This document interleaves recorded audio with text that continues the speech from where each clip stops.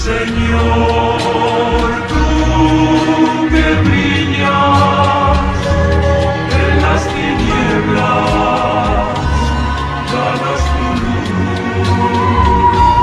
Mi corazón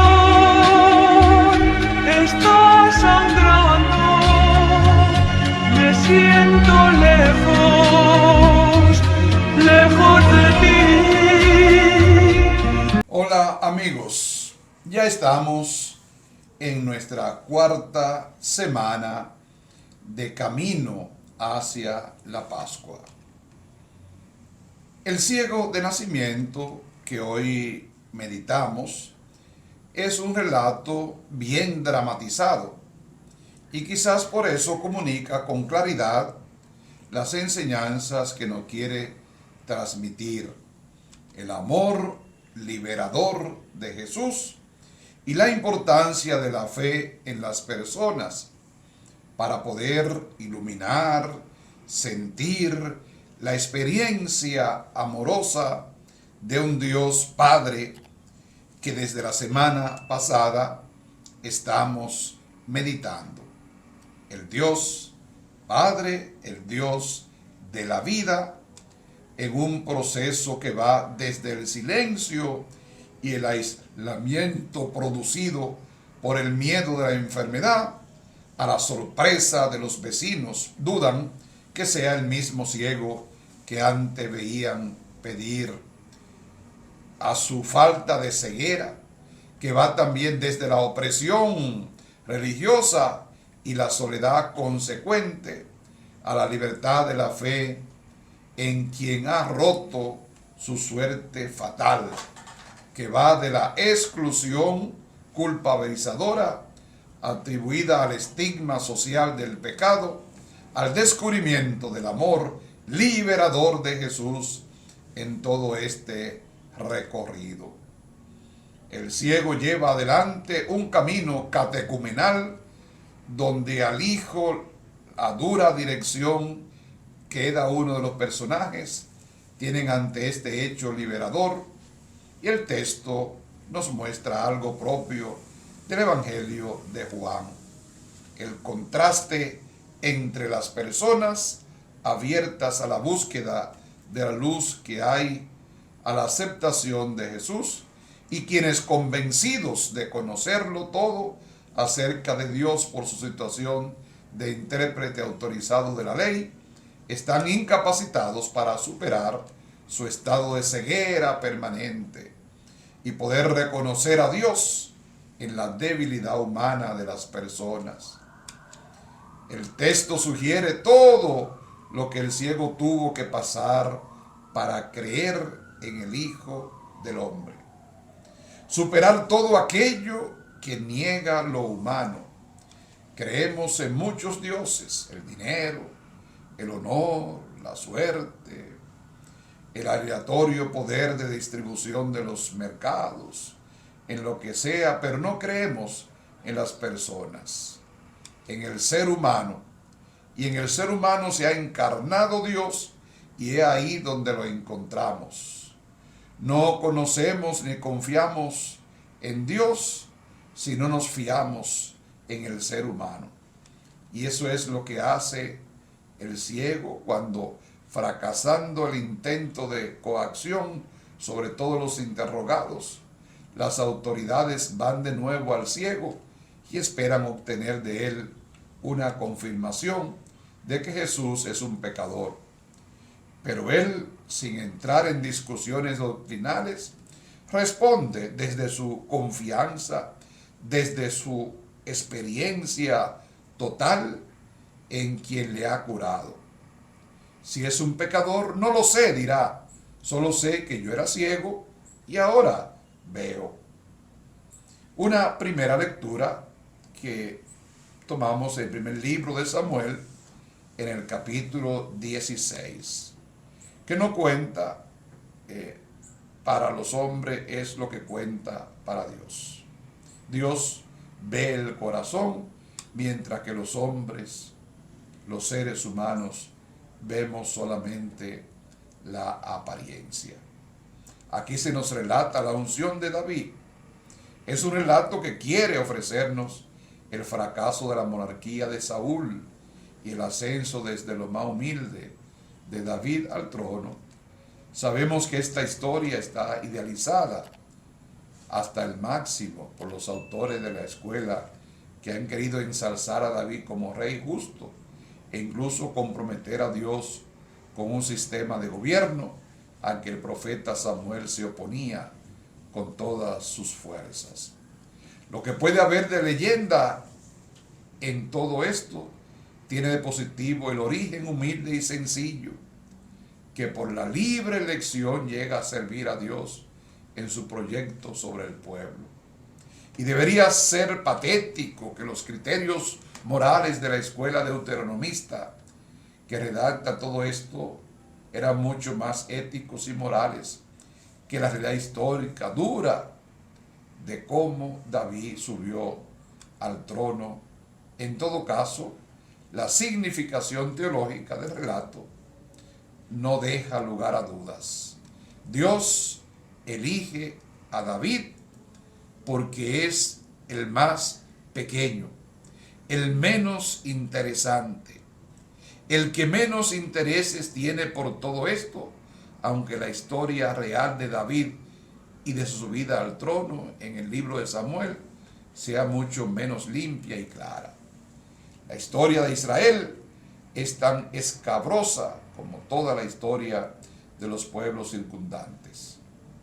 El profeta Samuel no quería ceder a la monarquía, no solamente porque era un profeta tradicional, sino porque la monarquía copiaría los sistemas de los otros pueblos poderosos. No obstante, los deuteronomistas, si se dejan claro, es lo que Dios le interesa, no es la monarquía sagrada en sí, sino que el rey sea justo y bueno con lo que no tienen defensa. Por eso nos recuerda el origen sencillo y humilde del pastor, que llegó a ser rey, y eso no se deberá nunca olvidar. David, el pastor rey.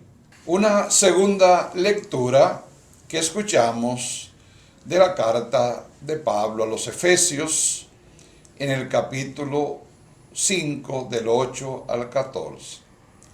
Las obras de la luz son vida, nos confirma Pablo. Esta lectura recuerda a la comunidad a la que se dirige esta carta que los que han llegado a la fe cristiana son hijos de la luz. Se supone que el autor, un discípulo de Pablo, está hablando a una comunidad que en otro tiempo eran paganos, es decir, nada para los judíos. El recuerdo de los orígenes humildes implica un proceso pedagógico que siempre busca la terapia espiritual de revivir realidades profundas, sobre todo lo que no sea eso, un dormirse, un olvidar el misterio de la gracia de Dios y de la salvación. Por eso el misterio de la luz es un misterio revelador, descubridor de las verdades de la vida, que no se debe olvidar. Esta parte o práctica de la carta a los Efesios se interesa por mostrar que la obra de la tiniebla son estériles, es decir, no engendran vida. Y podemos subrayar en el texto una concepción dualista bien marcada que puede prestarse a equívocos, como sucede en algunas expresiones de la comunidad de Qumran, que también divide la vida moral y de la comunidad en dos categorías: los hijos de la luz y los hijos de las tinieblas. Pero si superamos ese dualismo, podemos entender bien que lo que se propone en este caso a la comunidad es que vivan en la fidelidad a Cristo, que lo ha llamado a una vida en lo que los valores son la bondad, la justicia, la verdad. Las obras de las tinieblas no se mencionan, sino que simplemente se supone que son como el misterio de la muerte. Se está hablando en términos morales y éticos, en lo que se puede coincidir sin separaciones dualistas con todos los hombres que viven estos interesantes valores. Y seguimos leyendo en estos domingos el texto del Evangelio de Juan. Hoy nos encontramos en el capítulo 9. Jesús, profeta de la luz y de la vida. Es un texto evangélico de hoy, de los más densos de la obra de Juan. Un signo y un diálogo en polémica con los judíos. Nos presenta a Jesús como revelador de Dios, que va destruyendo muchas cosas y concepciones que se tenían sobre Dios, sobre la vida, sobre la enfermedad, sobre el pecado y sobre la muerte. Juan enfrenta al hombre ciego de nacimiento con los fariseos, que son los que deciden sobre las cuestiones religiosas cuando se escribe esta obra.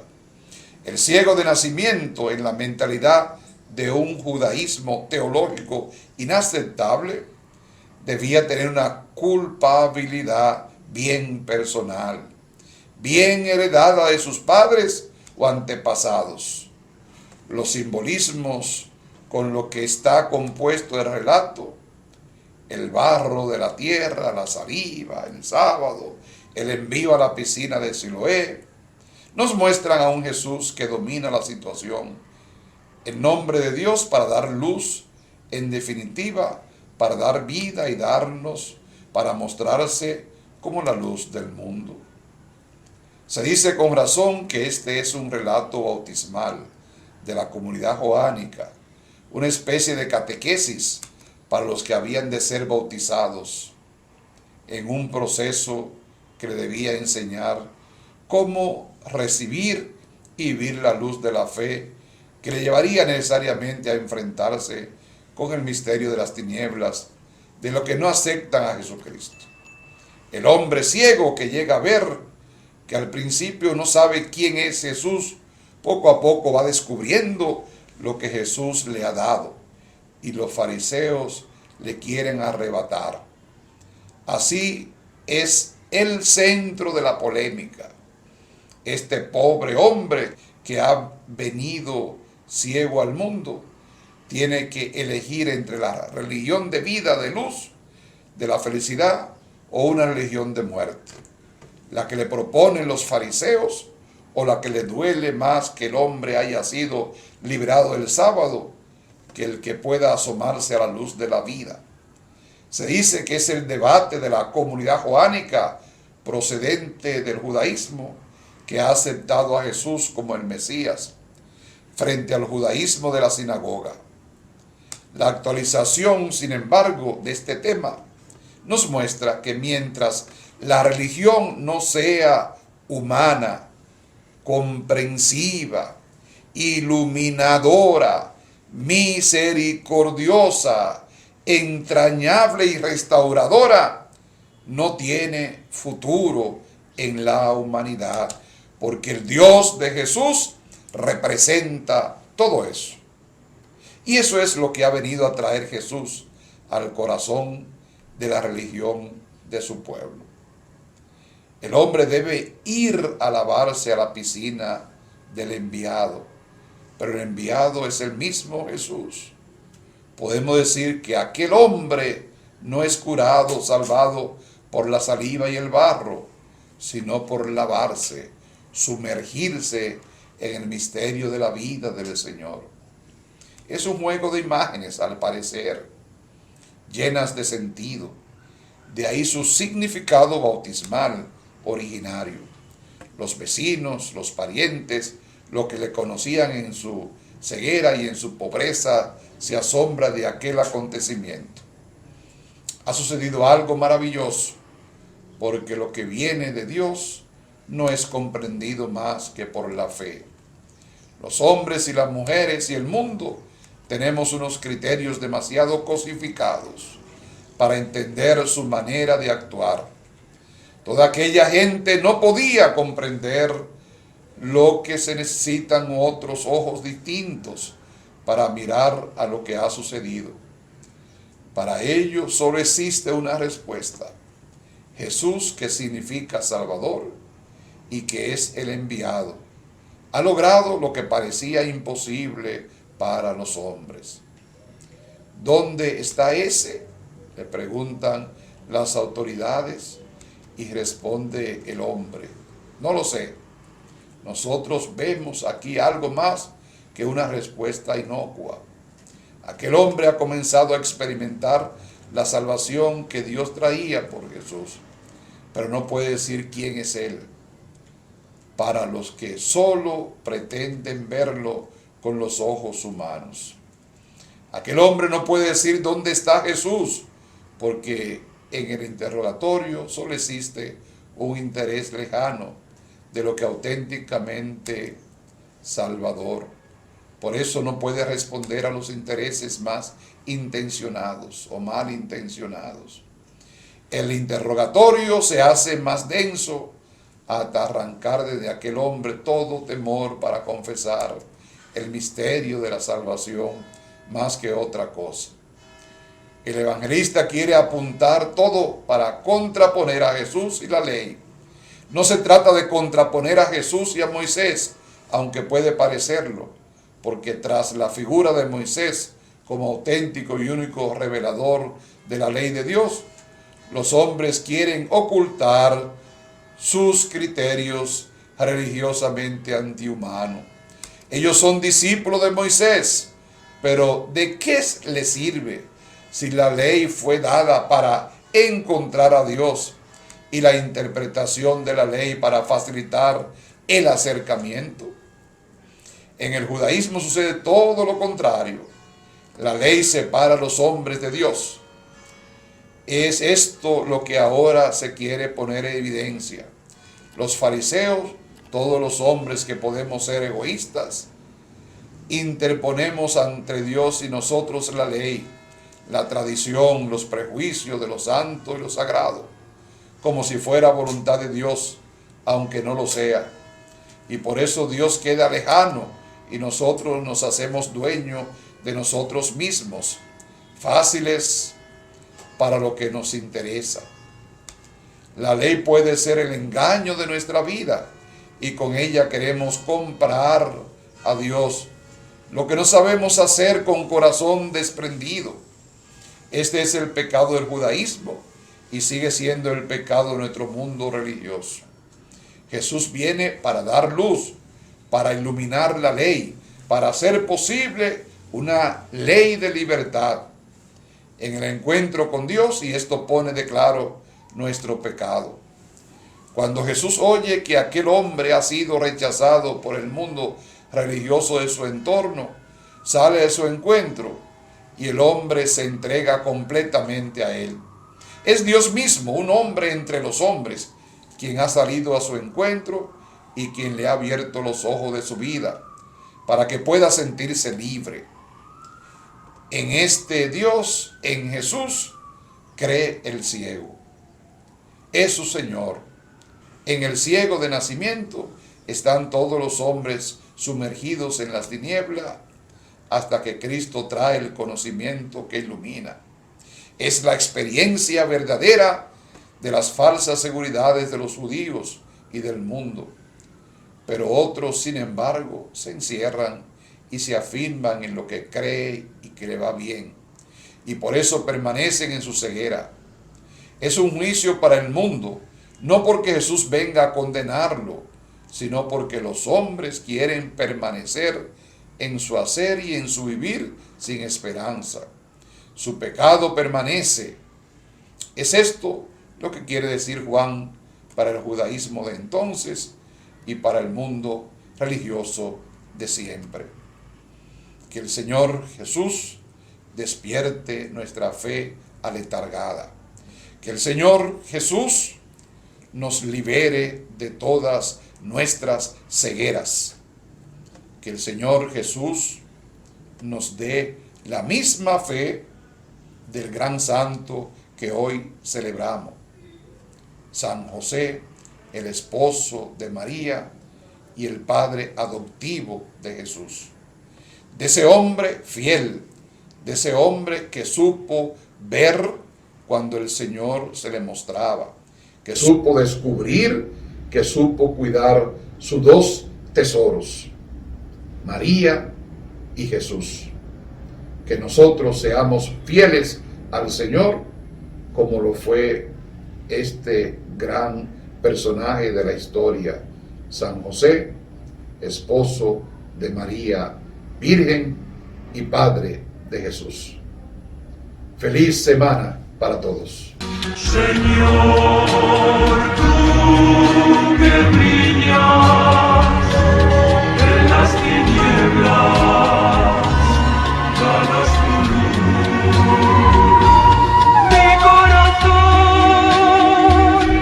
está sangrando, me siento lejos